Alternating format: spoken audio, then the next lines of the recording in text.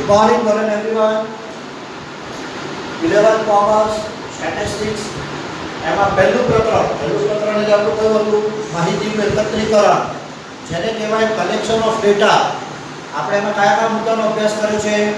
તો પ્રાથમિક માહિતી છે, ગૌણ માહિતી છે. પ્રાથમિક માહિતીની રીતો છે, એકત્રિત કરવાની રીતો. ગૌણ માહિતી ક્યાંથી પ્રાપ્ત કરી શકાય, મેળવી શકાય, એટલે એના પ્રાપ્તિ સ્થાનો. અને ગૌણ માહિતી વાપરતા પહેલા શી કાળજી રાખવી જોઈએ, બધી બાબતો આપણે જોઈ છે. હવે બીજા પ્રકરણની આપણે શરૂઆત કરીએ તો બીજું પ્રકરણ એટલે માહિતીનું નિરૂપણ, જેને કહેવાય presentation of the data. Presentation of the data. માહિતીને ભેગી કરીએ, માહિતીને એકઠી કરીએ, પછી માહિતીનું નિરૂપણ થાય. બરાબર. હવે પહેલામાં આવે ચલ અને તેના પ્રકાર. ચલ એટલે વેરિયેબલ. ઊંચાઈ છે, વજન છે, ઝડપ છે, એ બધી વસ્તુને ચલ કહેવાય. જેની કિંમતમાં ફેરફાર થાય, જે વસ્તુની કિંમતમાં ફેરફાર થશે એને ચલ કહેવાય. તો ચલ એટલે જે કિંમત બદલાઈ શકે, ફેરફાર થઈ શકે, વેરિએશન થઈ શકે, એને ચલ કહેવાય. તો ચલ અને તેના પ્રકાર, એમાં બે પ્રકારના ચલ પડે: અસતત પ્રકારનો ચલ અને સતત પ્રકારનો ચલ. હવે અસતત ચલ એને ઇંગ્લિશમાં કહેવાય ડિસ્ક્રીટ ટાઈપ વેરિયેબલ, અને સતત ચલ એને કહેવાય કન્ટીન્યુઅસ ટાઈપ વેરિયેબલ. હવે અસતત ચલ કોને કહેવાય? કે જેની કિંમત માત્ર પૂર્ણાંકમાં હોય, માત્ર અને માત્ર પૂર્ણાંક કિંમત ધારણ કરે. અને અસતત ચલ એટલે પૂર્ણાંક તેમજ અપૂર્ણાંક કિંમત એમ બંને કિંમત ધારણ કરીને સતત ચલ કહેવાય. હવે અસતત ચલના ઉદાહરણ કયા? તો અસતત ચલ એટલે કુટુંબમાં બાળકોની સંખ્યા 0 1 2 3 4 5 જેટલી હોય તે કુટુંબ દીઠ બાળકોની સંખ્યા, કુટુંબની સભ્ય સંખ્યા, આપણી સોસાયટીમાં રહેતા વ્યક્તિઓની સંખ્યા, તેને અસતત ચલ કહેવાય. કે જેનો આપણો વર્ગમાં વિદ્યાર્થીઓની સંખ્યા 50 40 55 45 એ આંકડો શેમાં આવે? પૂર્ણાંક. રોડ પર થતા અકસ્માતની સંખ્યા. આ પ્રકારે ચલને અસતત ચલ કહેવાય. અસતત ચલ એટલે જે ચલ માત્ર અને માત્ર પૂર્ણાંકમાં કિંમતો ધારણ કરે તેને અસતત પ્રકારનો ચલ કહેવાય. જ્યારે સતત ચલ એટલે પૂર્ણાંક તેમજ અપૂર્ણાંક બંને કિંમતો ધારણ કરે એટલે સતત પ્રકારનો ચલ એટલે કન્ટીન્યુઅસ વેરિયેબલ કહેવાય. હવે વર્ગીકરણના પ્રકારો. વર્ગીકરણ એટલે જેને ઇંગ્લિશમાં કહેવાય ક્લાસિફિકેશન. આપણે માહિતી તો ભેગી કરી: પગાર વિશેની માહિતી, ઉંમર વિશેની માહિતી, ઊંચાઈ વિશેની માહિતી, વિદ્યાર્થીઓએ મેળવેલા ગુણ વિશેની માહિતી. પણ મને વર્ગ પાડવા હોય કે 50% થી નીચે આવ્યા હોય એવા કેટલા, 50 થી 60% વાળા કેટલા, 60% થી ઉપર વાળા કેટલા, 80% થી ઉપર વાળા કેટલા, એવી રીતે જુદા જુદા વર્ગ પાડવા હોય. ઉંમર કે ભાઈ કુટુંબનો સર્વે કરવામાં આવ્યો હોય આખા ગુજરાત રાજ્યમાં, તો 10 વર્ષથી નીચેના ઉંમરના વ્યક્તિઓની સંખ્યાના બાળકો 0 to 10, 10 to 20, 20 to 30, 30 to 40, એટલે 30 થી 40, 40 થી 50 ઉંમરની વાત છે, ઉંમર વર્ષ. તો આ જે વર્ગીકરણ થશે એ વર્ગીકરણ પણ એ રીતે થાય કે ઉંમર પ્રમાણે થાય, આવક પ્રમાણે થાય, વરસાદ કેટલો પડ્યો, કેટલા ઇંચ પડ્યો, કેટલા સેન્ટીમીટર પડ્યો, કયા રાજ્યમાં પડ્યો, એ વરસાદ જેટલો પડ્યો, પાકનું ઉત્પાદન કેટલું થયું, ઉપજ એના પ્રમાણમાં થાય. એટલે વર્ગીકરણના પ્રકારમાં પણ અસતત પ્રકારનો આવૃત્તિ વિતરણ, સતત પ્રકારનો આવૃત્તિ વિતરણ અને સંચયી પ્રકારનો આવૃત્તિ વિતરણ. આવૃત્તિ જેને ઇંગ્લિશમાં કહેવાય ફ્રીક્વન્સી. દાખલા તરીકે આપણી સોસાયટીમાં 50 મકાન છે અને 50 મકાનમાં બાળકો કેટલા છે? તો 0 એટલે એક પણ બાળક ના હોય એવા કુટુંબની સંખ્યા, એક બાળક, ઓન્લી વન ચાઇલ્ડ, બરાબર છે, એવા બાળકની સંખ્યા. તો એ બધી કિંમતો પૂર્ણાંકમાં આવી. બાળકની સંખ્યા પૂર્ણાંકમાં છે 0 1 2 3 4 5. તો કુટુંબમાં બાળકોની સંખ્યા એવા પ્રકારનું આવૃત્તિ વિતરણ કહેવાશે અસતત આવૃત્તિ વિતરણ. વિલંબકો કે બાળકોની સંખ્યા બાજુવાળા કુટુંબોની સંખ્યા. તો ભાઈ 0 બાળક છે એમાં 2 કુટુંબ છે તો 2 આવૃત્તિ થઈ. 1 બાળક હોય એમાં 8 કુટુંબ છે, 8 એ આવૃત્તિ થઈ. બરાબર છે. ચલ એટલે બાળકની સંખ્યા એને ચલ કહેવાય અને કુટુંબની સંખ્યા એને એની આવૃત્તિ કહેવાય. પણ એ જે ચલ ખરો એ ચલની કિંમત પૂર્ણાંકમાં આવી, એટલે પૂર્ણાંકમાં એ પ્રકારનું ચલને અસતત આવૃત્તિ વિતરણ કહેવાય. તો સતત આવૃત્તિ વિતરણ કેટલું? ઊંચાઈ એ અસતતમાં આવે. કેમ? ઊંચાઈ એ સતતમાં આવશે. કેમ? શા માટે? ઊંચાઈ એ પૂર્ણાંકમાં તો આવે પણ અપૂર્ણાંકમાં પણ આવે. ફોર એક્ઝામ્પલ ઇંચ અથવા સેન્ટીમીટર એ જે માપ છે કેમ કે દરેકની ઊંચાઈ 60 ઇંચ 62 ઇંચ 60.5 ઇંચ આવી રીતે જે આવતી હોય છે, કેમ કે 12 ઇંચ થાય ત્યારે ફૂટ થાય, બરાબર? એટલે દરેકની હાઈટ કે કમ્પ્લીટ ઇંચ કે કમ્પ્લીટ સેન્ટીમીટર કે કમ્પ્લીટ ફૂટ એવું ના હોય, પણ એમાં પોઈન્ટમાં આવે, દોરો આવે. દોરો એટલે મિલીમીટર કહેવાય. સેન્ટીમીટરનો 10મો ભાગ એ મિલીમીટર. તો જે માપ પૂર્ણાંક અને અપૂર્ણાંકમાં પણ આવે એને સતત પ્રકારનું આવૃત્તિ વિતરણ કહેવાય.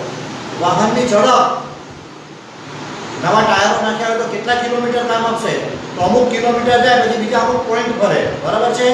તમે તમારા વાહનની ટુ વ્હીલરની ચેન જોયો, કેટલા કિલોમીટર ગાડી ફરી, એવા કિલોમીટરની બાજુમાં નાના આપણા 0 1 2 3 up to 9 આવશે, પછી એક આખું કિલોમીટરનું બદલાશે, બરાબર? એને સતત પ્રકારનું આવૃત્તિ વિતરણ કહેવાય કે જેમાં પૂર્ણાંક અને અપૂર્ણાંક કિંમત હોય, બરાબર? પછી સંચયી આવૃત્તિ વિતરણ. તમે સંચયી આવૃત્તિ શું છે ને એ 10th સ્ટેન્ડર્ડ થી ભણતા આવ્યા છો.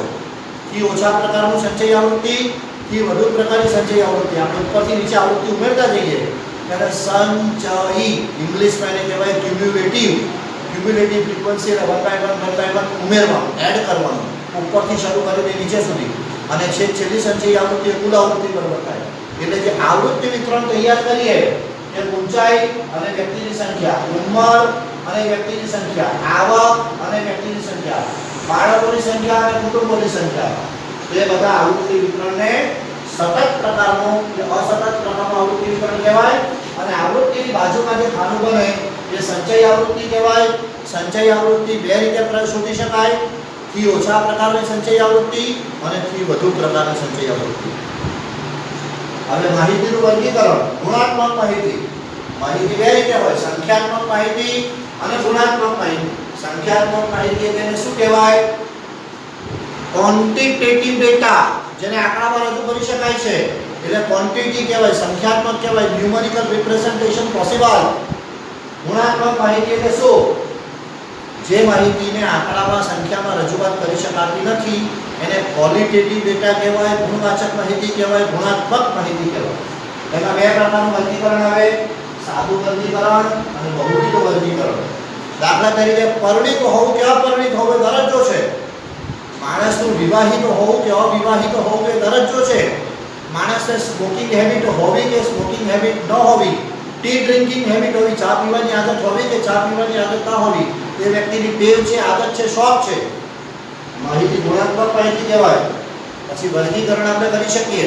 આ વર્ગીકરણ બહુ જરૂરી છે કે કેવી રીતે આપણે વર્ગીકરણના વર્ગમાં આપણે ફાળવીએ છીએ. ઇંગ્લિશમાં એને ક્લાસિફિકેશન કહેવાય. એટલા માટે લખ્યું છે કે વર્ગીકરણના પ્રકાર, જેને કહેવાય ટાઈપ ઓફ ધ ક્લાસિફિકેશન. પછી માહિતીને આપણે કોષ્ટકમાં મૂકીશું. કોષ્ટકમાં મૂકીએ તો દાખલા તરીકે 11મું 12મું પતાવ્યા પછી તમે કોલેજમાં જાઓ તો કોલેજમાં બેચલર ડિગ્રીમાં 3 વર્ષ હોય: પ્રથમ વર્ષ, દ્વિતીય વર્ષ અને તૃતીય વર્ષ. એમાં પાછા બે ગ્રુપ પડે, બોયઝ અને ગર્લ્સ. તો કોમર્સ ફેકલ્ટી જે હોય, પછી ગુજરાતની યુનિવર્સિટી હોય કે એમએસ યુનિવર્સિટી હોય કે સાઉથ ગુજરાત યુનિવર્સિટી હોય કે બીજી કોઈ પણ યુનિવર્સિટી હોય, તેમાં first year BCom, second year BCom, third year BCom. કોઈ બીકોમ ના કરે, બીબીએ કર્યું, first year BBA, second year BBA, third year BBA, boys અને ગર્લ્સ. એ જે માહિતીને કોષ્ટકમાં આપણે રજૂ કરીએ, કોષ્ટક એટલે ટેબલ, તો એને કોષ્ટક રચના કહેવાશે. જુઓ, કોષ્ટક રચના એને કહેવાય ટેબ્યુલેશન. તો કોષ્ટક રચનાના પ્રકાર કેટલા અને એનો ઉપયોગો કેટલા? તો કોષ્ટકથી માહિતીને આપણે સરળતાથી સમજી શકાય કે ભાઈ ફર્સ્ટ યરમાં આપણે વિદ્યાર્થી કેટલા છે ખબર પડે, સેકન્ડ યરના વિદ્યાર્થી કેટલા છે ખબર પડે, થર્ડ યરના વિદ્યાર્થીઓ કેટલા છે ખબર પડે, ફર્સ્ટ યરમાં બોયઝ કેટલા છે ખબર પડે, ફર્સ્ટ યરમાં ગર્લ્સ કેટલી છે ખબર પડે. તો આવી રીતે જે કોષ્ટકમાં માહિતી મૂકીશું તો એ સરળતાથી સમજી શકાય એવી માહિતી. હવે કોષ્ટક રચનાના માર્ગદર્શક નિયમો શું છે? તો કોષ્ટકને આપણે યોગ્ય શીર્ષક આપવું પડે. શીર્ષક એટલે title. Title and heading must be clear.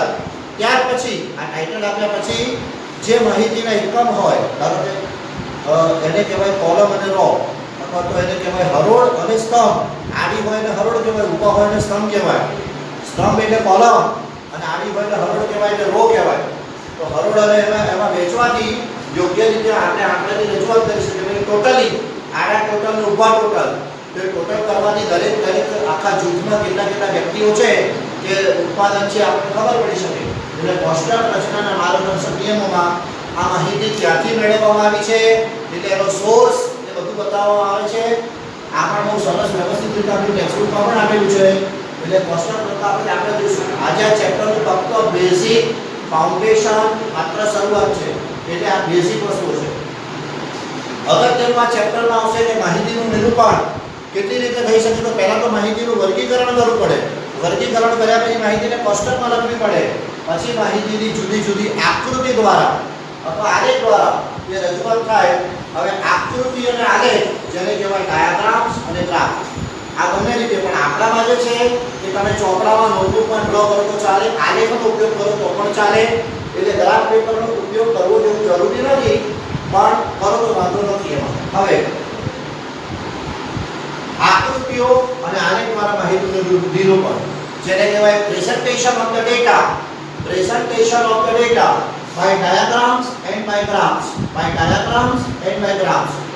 Diagram એટલે આકૃતિ અને ગ્રાફ એટલે આલેખ પેપર આપણે જે ઉપયોગ કરીએ છીએ તે ગ્રાફ પેપર 5 ખાનાવાળા 10 ખાનાવાળા જનરલી 10 ખાનાવાળા જ આલેખ વાપરવા જનરલી 10 કોલમ વાળા જ આલેખનો ઉપયોગ કરવા હવે આકૃતિમાં બે ત્રણ પ્રકાર હોય એક માપી આકૃતિ દ્વિમાપી આકૃતિ અને ચિત્ર આકૃતિ એક માપી આકૃતિ એટલે વન ડાયમેન્શનલ ડાયાગ્રામ દ્વિમાપી ટુ ડાયમેન્શનલ ડાયાગ્રામ ડાયમેન્શન એટલે માપ one dimensional two dimensional and picture diagram એટલે પિક્ચોગ્રામ એક માપી આકૃતિમાં સ્તંભ આકૃતિ આવે સ્તંભ એટલે બાર ઊભો જે સ્તંભ હોય ને એવી રીતે અને એ આકૃતિ તમે બહુ વર્ષોથી જે શીખતા આવ્યા છો સ્તંભ આકૃતિ એ રીતે આવશે જનરલી આવી રીતે જે આવતી હોય છે બરાબર છે બરાબર આ સ્તંભ આવે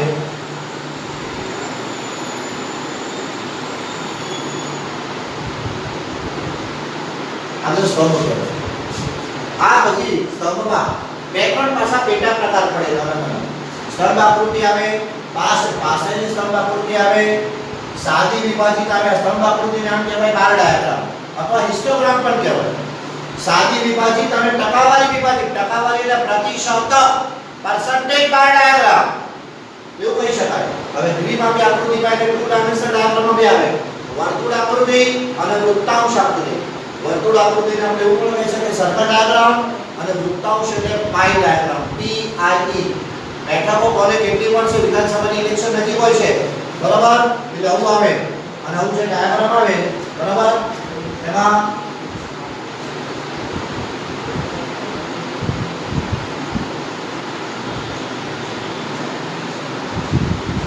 અહીં જુદી જુદી નિશાની દ્વારા રજૂઆત થાય છે બરાબર તો કોની ટકાવારી જેની છે એટલે વૃત્તાંશ આકૃતિ એટલે પેટા વિભાગ પણ આખા વિભાગમાં પેટા વિભાગ કે ભાજપને કેટલી બેઠક મળી શકે કોંગ્રેસને કેટલી બેઠક મળી શકે અન્ય વિપક્ષ હોય છે કેટલી બેઠક મળી શકે અપક્ષ હોય એટલે કેટલી જેટલા પક્ષ પડતા હોય પોલિટિકલ પાર્ટીઝ કે પોલિટિકલ પાર્ટીઝ એના પ્રમાણે એનું વિભાજન કરવું હોય છે બરાબર એનાલિસિસ જે કરવામાં આવે છે ડેટા એનાલિસિસ એટલે માહિતીનું પૃથ્થકરણ એમાં પણ આ ઉપયોગી છે એટલે દ્વિમાપી આકૃતિમાં વર્તુળ આકૃતિ અને વૃત્તાંશ પ્રકારની આકૃતિ આ બધું આપણે ડિટેલમાં જોવાનું છે દાખલામાં એટલે એક્ઝામ્પલ ઇઝ રકમ લેશે વૃત્તાંશ આકૃતિ જેને આખો માઉસ 360 અંશ હોય છે તમને ખ્યાલ આવશે અને છેલ્લે ચિત્ર આકૃતિ બરાબર આ બધું આપણે આ પ્રકરણમાં આપણે જોવાનું છે માત્ર ડાયાગ્રામની શરૂઆત છે આનો જે થિયરી પાર્ટ કરો થિયરી વિભાગ આ બધા જેટલું મેં બોર્ડ પર લખ્યું છે એની નાની નાની વ્યાખ્યા નાની ટુકડો